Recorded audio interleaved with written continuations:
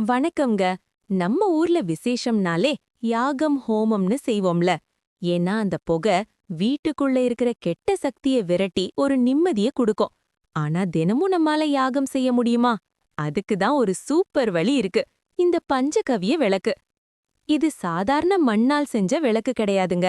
பசுவோட பால், தயிர், நெய், சாணம், கோமியம்னு 5 புனிதமான விஷயங்கள சேர்த்து செஞ்சது.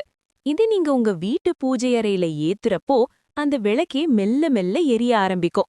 அப்போ வர்ற அந்த வாசம் இருக்கே, நிஜமாவே உங்க வீட்டுக்குள்ள ஒரு யாகம் நடக்கிற மாதிரியான ஒரு உணர்வு கொடுக்கும்.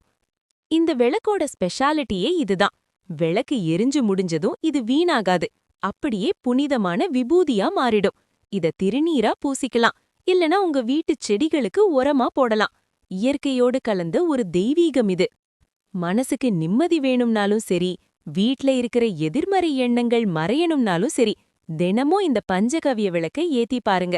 மாற்றம் உங்களுக்கே தெரியும். இந்த தகவல் பிடிச்சிருந்தா உங்க நண்பர்களுக்கும் பகிருங்க. வாழ்க வளமுடன்!